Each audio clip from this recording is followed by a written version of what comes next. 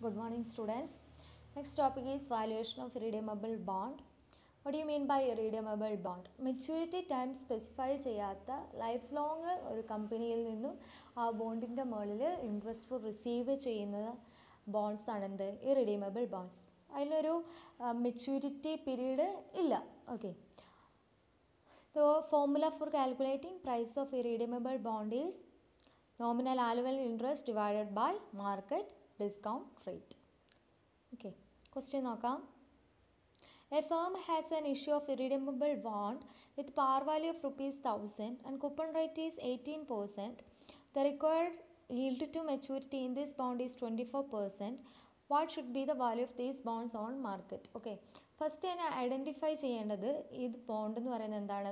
ഇറിഡീമബിൾ ബോണ്ടാണ്. Okay. പിന്നെ അതിൻ്റെ face value പറഞ്ഞിട്ടുണ്ട്, കൂപ്പൺ റേറ്റും പറഞ്ഞിട്ടുണ്ട്. സോ ആനുവൽ ഇൻട്രസ്റ്റ് റേറ്റ് എന്ന് പറയുന്നത് എന്താണ്? 1000 ഇൻറ്റു 18%, ദറ്റ് ഈസ് 180. പിന്നെ മാർക്കറ്റ് ഡിസ്കൗണ്ട് റേറ്റ് തന്നിട്ടുണ്ട്, എത്രയാണ്? 24%. ഇനി നമുക്ക് ഡയറക്റ്റായിട്ട് അതിൻ്റെ പ്രൈസ് കാണാം. അതായത് ഇറിഡീമബിൾ ബോണ്ടിൻ്റെ price, that is P0 is equal to annual interest rate divided by discount rate or yield to maturity. That is I കിട്ടിയിട്ടുണ്ട് നമുക്ക് 180, that is 1000 into 18%, 180 divided by K0, that is market discount rate, എത്രയാണ്? 24%. Okay. 24% എന്ന് പറയുമ്പോൾ 0.24 into 100, that comes under around ₹750. അതായത് ഇപ്പം ആ ബോണ്ടിൻ്റെ price, മാർക്കറ്റിലുള്ള price എന്ന് പറയുന്നത് 750 ആണ്. Next topic is bond duration.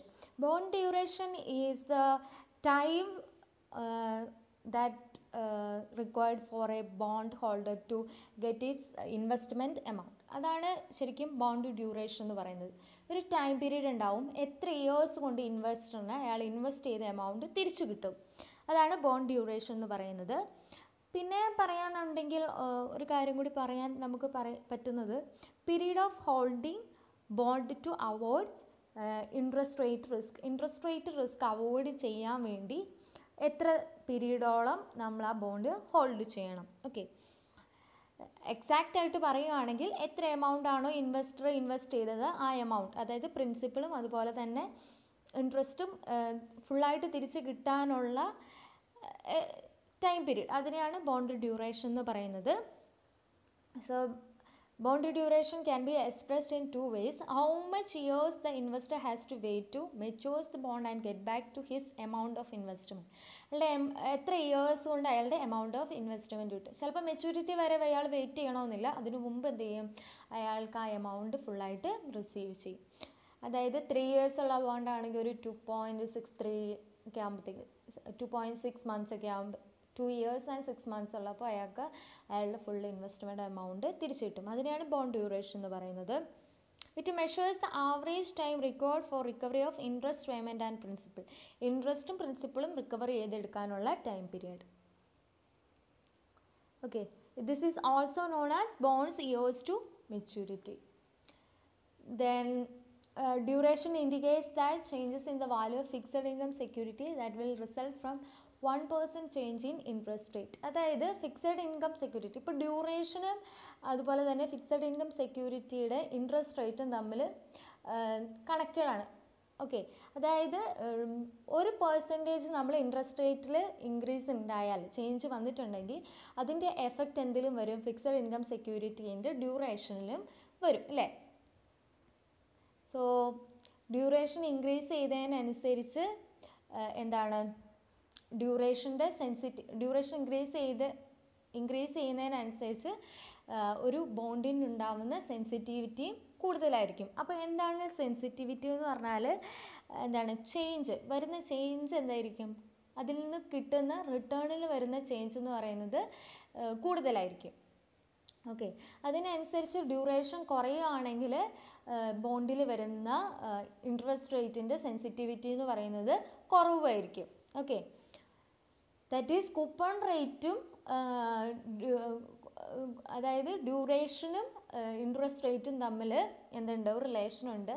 Interest റേറ്റിൽ വരുന്ന ചേഞ്ചസ് ഡ്യൂറേഷനെയും എഫക്റ്റ് ചെയ്യും. ഇപ്പം ഇൻട്രസ്റ്റ് റേറ്റിൽ വരുന്ന ചേഞ്ച് കൂടുതലാണെങ്കിൽ ഡ്യൂറേഷനെ അതെങ്ങനെ എഫക്റ്റ് ചെയ്യുന്നത്, ഡ്യൂറേഷൻ ടൈം പീരീഡ് എന്ത് ചെയ്യും, കൂടുതലായിരിക്കും. അതേസമയം ഇൻട്രസ്റ്റ് റേറ്റിൽ വരുന്ന ചേഞ്ചസ് കുറവാണെങ്കിൽ ഡ്യൂറേഷൻ ടൈം പീരീഡ് എന്ന് പറയുന്നത് എത്രയായിരിക്കും, കുറവായിരിക്കും. അത്രയേ ഉള്ളൂ മീൻ ചെയ്യുന്നത് കേട്ടോ. പിന്നെ പറയുന്നതാണ് കൂപ്പൺ റേറ്റും ഡ്യൂറേഷനും തമ്മിൽ ഒരു റിലേഷൻ ഉണ്ട്. അതായത് കൂപ്പൺ റേറ്റും ഡ്യൂറേഷനും തമ്മിൽ ഇൻവേഴ്സ് റിലേഷൻ ആണുള്ളത്. ഓക്കെ, ഹൈ കൂപ്പൺ ആണെങ്കിൽ ലോ ഡ്യൂറേഷൻ ആയിരിക്കും ആ ബോണ്ടിന് ഉണ്ടാവുന്നത്. ലോ കൂപ്പൺ ആയിരിക്കണമെങ്കിൽ ഹൈ ഡ്യൂറേഷൻ ആയിരിക്കും ഉണ്ടാവുക.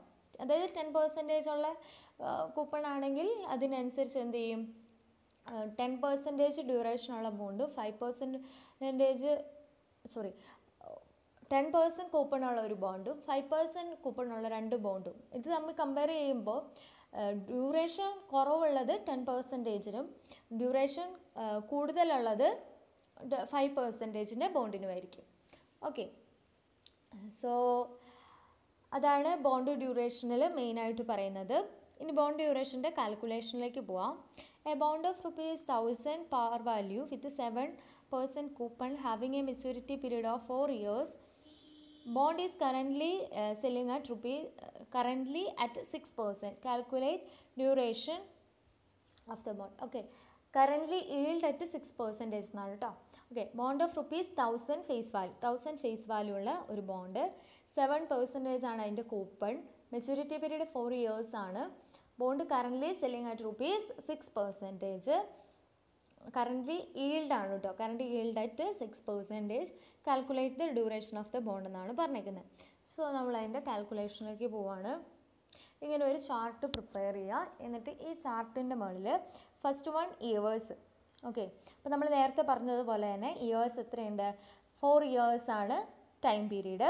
ക്യാഷ് ഫ്ലോ എന്ന് പറയുന്നത് 4 yearsലാണ്. അപ്പോൾ 4 yearsലും എന്തുണ്ടാവും, ഇൻട്രസ്റ്റ് ഉണ്ടാവും. സോ 1000 × 7%, 70. ഓരോ ആനുവലിലും ഓരോ ഇയറിലും 70 വെച്ച് റിസീവ് ചെയ്യും.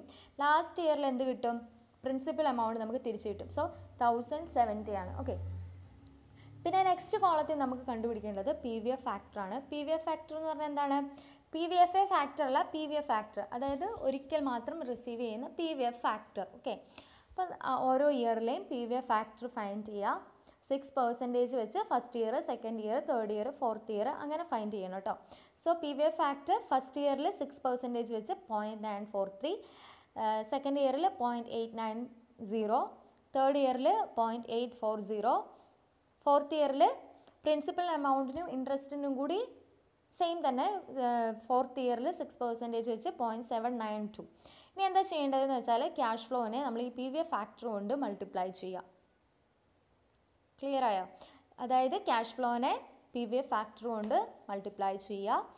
എന്നിട്ട് അതിൻ്റെ ടോട്ടൽ, ഓക്കെ, 70 × 0.943, 70 × 0.890, 70 × 840, 1070 × 0.792 ഇത് കണ്ടുപിടിച്ചിട്ട് അതിൻ്റെ ടോട്ടൽ, അതായത് PV factor into cash flow, അത് ചെയ്തതിൻ്റെ ടോട്ടൽ ഫൈൻഡ് ചെയ്യുക. ഇനി എന്താ ചെയ്യേണ്ടതെന്ന് വെച്ചാൽ ആ കിട്ടിയ ഫിഗർ, ഇപ്പോൾ കിട്ടിയ ഫിഗേഴ്സിനെ ഇല്ലേ, അതായത് 66.101 എന്ന് പറയുന്ന ഫിഗറിനെ ഈ P0 കൊണ്ട് നമ്മൾ ഡിവൈഡ് ചെയ്യുക. അതായത് PV factor into cash flow divided by P0. P0 എന്ന് പറയുന്നത് എന്താണ്, ആ PV ഇൻറ്റു ക്യാഷ് ഫ്ലോനെ, PVF factor into cash flow ചെയ്തതിനെ, അല്ലെങ്കിൽ present value into cash flow ചെയ്തതിൻ്റെ ടോട്ടലാണ് P0 എന്ന് പറയുന്നത്. അപ്പോൾ ഇതിലെ ഓരോ ഫിഗർ എടുക്കുക. Okay, 66.01 divided by 1034.55. പിന്നെ അടുത്ത ഫിഗർ എടുക്കുക, 62.30 ഡിവൈഡഡ് ബൈ 1034.55. അങ്ങനെ ഓരോ ഫിഗറും എടുക്കുക. ഓക്കെ, നെക്സ്റ്റ് എന്ന് പറയുമ്പോൾ 58.80 divided by 1034.55. Last 847.44 divided by 1034.55. അങ്ങനെ ഓരോ ഫിഗർ ചെയ്യുമ്പോൾ നമുക്ക് ഈ ഓരോ വാല്യൂസും കിട്ടും. ഇനി എന്താ ചെയ്യേണ്ടതെന്ന് വെച്ചാൽ ഈ കിട്ടിയ വാല്യൂസിനെ നമ്മൾ ടൈം പീരീഡ് കൊണ്ട് ഇൻറ്റു ചെയ്യണം. ഓക്കെ, അപ്പം എന്താ ചെയ്യേണ്ടതെന്ന് വെച്ചാൽ 0.06 38. അതിനെ 1 കൊണ്ട് ഓരോ ഇയർ ഫസ്റ്റ് ഇയറിൽ 1, സെക്കൻഡ് ഇയറിൽ 2, പിന്നെ 3, 4 അങ്ങനെയാണ് ചെയ്യേണ്ടത്. അപ്പോൾ നമുക്ക് നോക്കാം. സെക്കൻഡ് ഇയറിലേക്ക് നോക്കാം. 0.0602 ഇൻറ്റു 2. ഓക്കെ, പിന്നെ തേർഡ് ഇയർ ആകുമ്പോൾ 0.0568 ഇൻറ്റു 3. ഫോർത്ത് ഇയർ ആകുമ്പോൾ 0.8191 ഇൻറ്റു 4. അങ്ങനെ ചെയ്യുമ്പോൾ നമുക്ക് ടോട്ടൽ കിട്ടും. ഈ ടോട്ടൽ എന്ന് പറയുന്നതാണ് നമ്മുടെ ഡ്യൂറേഷൻ. ഇപ്പോൾ ഇവിടെ നോക്കുകയാണെങ്കിൽ ഡ്യൂറേഷൻ എത്ര കിട്ടിയേക്കുന്നത്? 3.6313 ആണ് കിട്ടിയിരിക്കുന്നത്. ശരിക്കും 4 years ആണ് മെച്യൂരിറ്റി. പക്ഷെ നമുക്കതിൻ്റെ പ്രിൻസിപ്പൽ എമൗണ്ടും ഇൻട്രസ്റ്റും 3.63 years കൊണ്ട് ഒരു ഇൻവെസ്റ്ററിന് തിരിച്ചു കിട്ടും. That's all. ഇനി ഇതിൻ്റെ കൂടുതൽ പ്രോബ്ലംസ് ഞാൻ ഹോംവർക്കായിട്ട് തരുന്നുണ്ട്. അത് എത്രയും പെട്ടെന്ന് ചെയ്ത് ഗൂഗിൾ ക്ലാസ് റൂമിൽ സബ്മിറ്റ് ചെയ്യുക. എന്തെങ്കിലും ഡൗട്ട് ഉണ്ടെങ്കിൽ എൻ്റെ പേഴ്സണൽ വാട്സപ്പ് നമ്പറിൽ കോൺടാക്റ്റ് ചെയ്യാം. Okay, thank you.